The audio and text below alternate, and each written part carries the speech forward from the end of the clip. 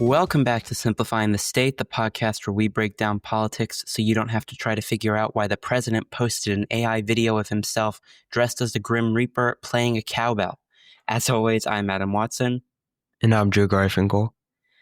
So Nicholas is not here today, so it looks like it's just going to be you and me today, Very Drew. sad.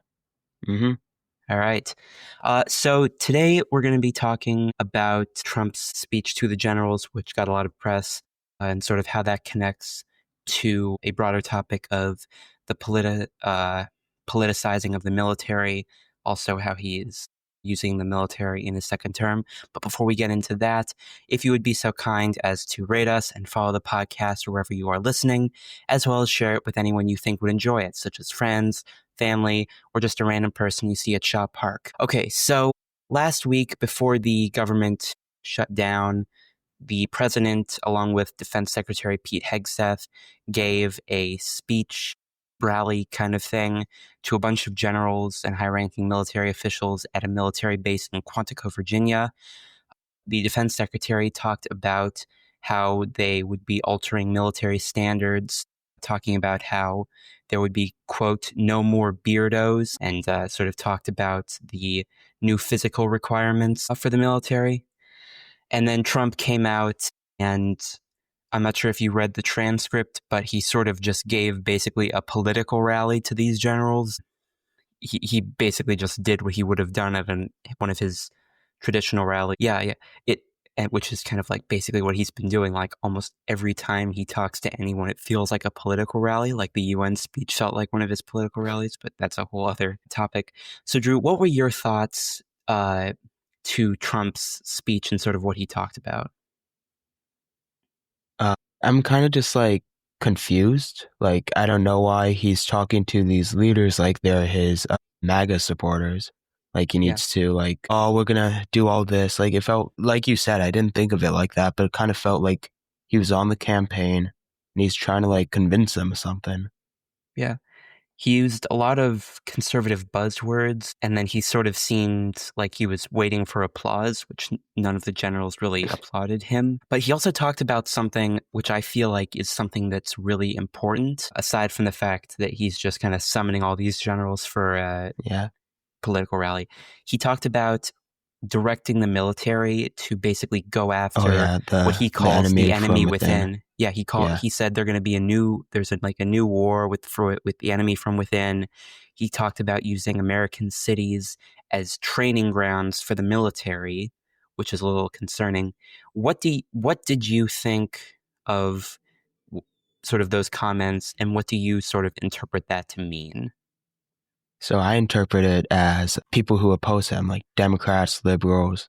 So I think he's just kind of saying that within, like he's talking about people in the U.S., like citizens who are like the enemy. He's like saying, okay, these people who live here, who have lived here, they're the problem, which that's problematic. Right. Yeah. What do you think? I mean, I think it sets it was really concerning, and I feel like it was very dangerous, because I think when you have the president of the United States talking to the highest ranking leaders of our military and sort of speaking about how the enemy is not really out there, it's in here, there are enemies from within, which he used that term on the campaign trail to describe Democrats. So, it feels like he is directing the military subtly, although this is just kind of what he said was just kind of out there, but he didn't specifically name Democrats. He just said the enemy within, but it feels like he is directing the military to, or at least prepping them to go after political opponents or opponents to his administration, who are not enemy combatants of like a terrorist organization or of an enemy nation. Yeah, he's already mobilized the National Guard. He put them in all these cities, specifically. Do you know where it was? So he's deployed these are just the ones I can remember off the top of my head. So he has deployed the National Guard to Portland, Oregon, Los Angeles, California, with all the protests there. That was a while ago, though. He sent them to Memphis, Tennessee. He sent them to Washington, D.C. He is sending some to Chicago, Illinois. Those are the only ones I know off the top of my head. But he is sending them under the basis of assisting ICE with their massive deportation operations. I think he was saying, no, I don't think he did. I just don't know exactly what he said. He said something about like keeping agents in these cities to like keep control of them. Right. That's paraphrasing, of course, but in one of his rallies, he said something like that. Yeah. I think it was Portland, Oregon, but I'm not sure. Right. Yeah. So recently in these cities, he's been, and this just seems to be a playbook he's running off of. He sends ICE in to do these massive deportation operations like we saw in Illinois and Portland and such. And then when there are inevitably protests protesting the what you might call legally dubious means by which these people are being deported, he claims that the police and the ICE agents are not able to control the protests. And in Portland's case, he called Portland, Oregon a war-torn city. I'm not sure if that's the exact quote, but he said war-torn in what he said, and then sends in the National Guard to assist ICE, even though the local police departments, I believe, each time he's done this, have said that it has been very isolated incidents and that they are fully capable of handling it by themselves. Mm-hmm. And so it seems to be less so of assisting ICE, more so of political theater using our military at the expense of the taxpayer. What do you think, Drew? I agree with that. Like, I didn't know it was such a methodical approach of, okay, we're going to deport all these people when people are rightfully upset. We're going to send in the National Guard. And like, this is problematic, right? Like, this in general. Yeah. Like, not even getting into deportation and all that. That's a different thing. We Right. could It's a talk very, about that for a while. oh yeah, but For a long while. long while. But yeah, I mean, it's problematic for a number of reasons, not just because, so this is not the first instance of politicizing the military. There have been several cases, whether that be directly or indirectly, of presidents or political figures using the military in like backdrops of ads or stuff like that. But this feels less so like that, more so like using it as a very specific political tool, not just as a messaging thing. But I Yeah, mean, I he is agree. sending a message with this, and I think it's then problematic for another reason, because if you send soldiers, which that's what he's doing, into cities where there are protests, then you might, if these protests were to get violent, you might see the National Guard, you know, it might devolve into a deadly situation like we saw in Kent State with the Vietnam protests back in, I think it was like the 70s. I think it was like the late 60s, early 70s or something like that. Yeah, I don't know. But I mean, yeah, it creates a serious situation, not just for the protesters, but then also for these troops who might, end up firing either live rounds on protesters or things like tear gas and stuff like that. And we kind of saw something similar to this in Chicago, where I believe it was ICE agents were firing tear gas and pepper spray and all that stuff into a crowd of protesters, even though the protesters did not really initiate any kind of conflict and did not really turn violent. So, you said something interesting. You said that Trump's using the National Guard and ICE as like a tool. Yeah. Like he's trying to do something, right? What do you think he's trying to accomplish with this? Well, I think there are a number of things he's trying to accomplish. I've heard a couple of people talking about this too, which is I think he's trying to dissuade opposition to what he's doing. I think if you want to do something that is going to be unpopular with a lot of people, you want to dissuade them from protesting against that. And I think one of the best ways to do that is to imply or suggest that if you do that, you could be arrested or you could be injured. And by sending heavily armed ICE agents or the National Guard to these places where there could be protests, you're sort of Yeah, he's trying to kind of fear dissuade. mongering. Yeah, he's trying to dissuade people from protesting what he's doing. Another thing I think he might be trying to do is he's trying to blur the lines between the norms that have always been in place, which don't really have any concrete rules about not doing stuff, and what he can't do, because the idea behind the US military is it's supposed to be a strictly nonpartisan agency and institution. He's like created a divide. Yeah.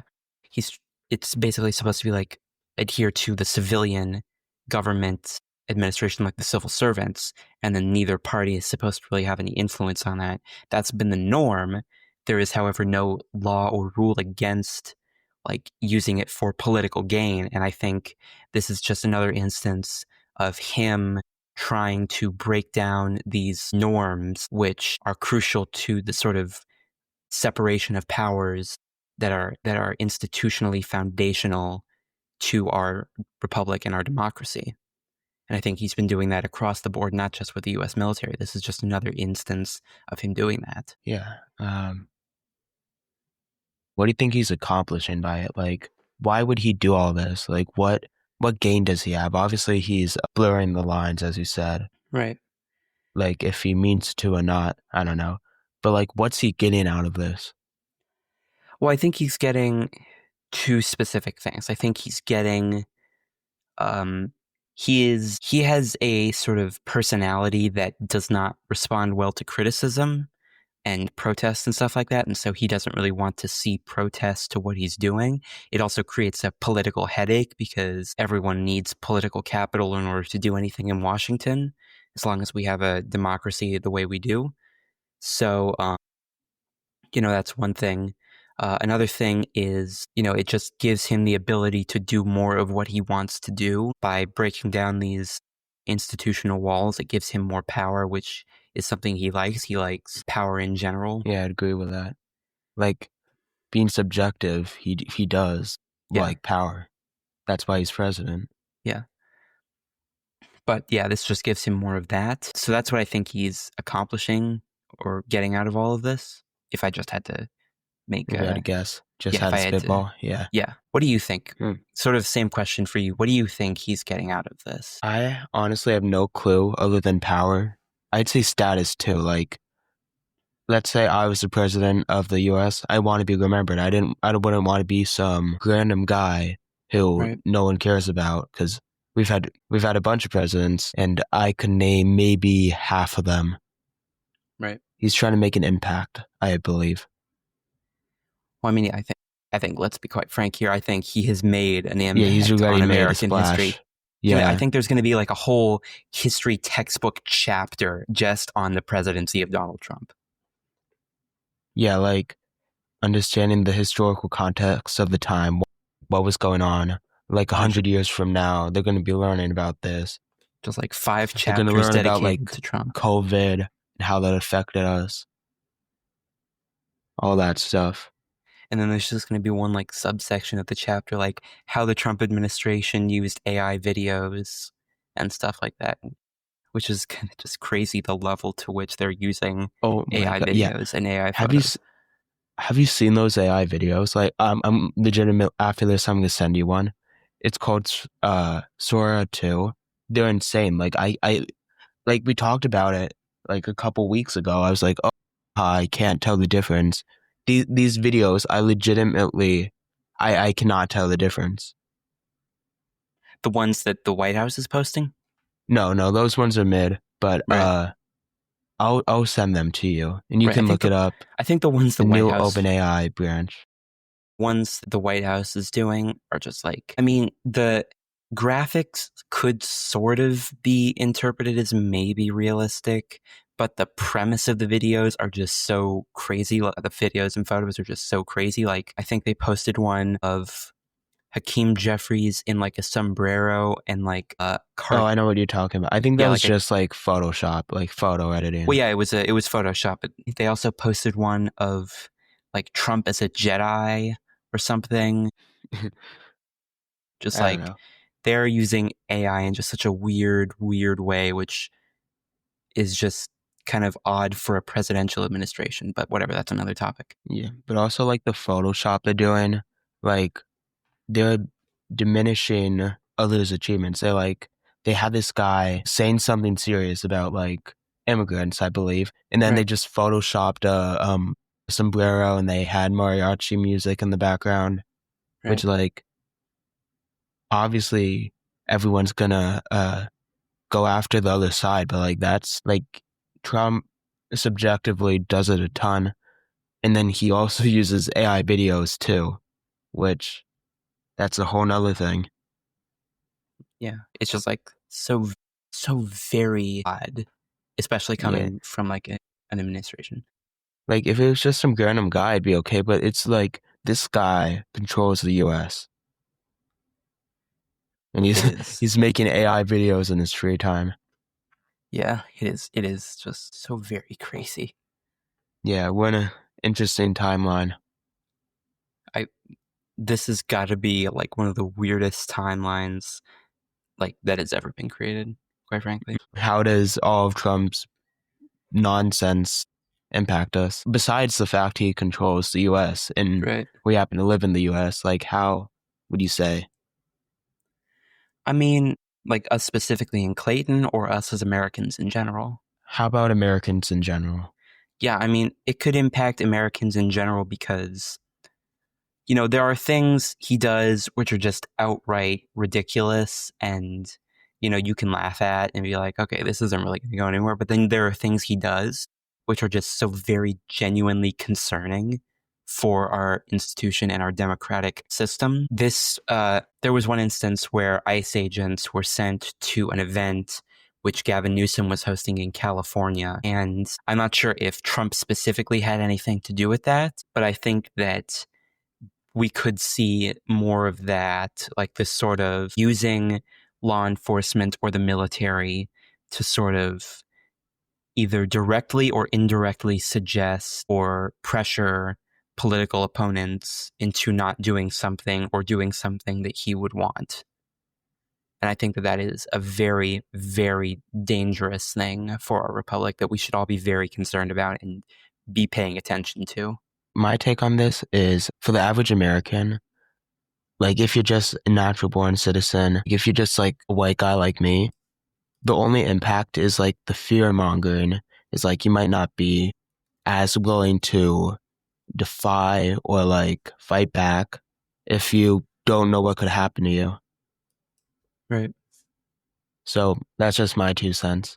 Yeah. Okay. Thank you for listening to Simplifying the State. We'll be back next week with our next episode. Hopefully Nicholas will be feeling better. Hopefully he will be, and hopefully he will be back with us. Make sure to rate the podcast. Make sure to follow it. Make sure to follow us on Instagram at Simplifying the State. We post stuff when we upload new episodes, and we will see you guys next time.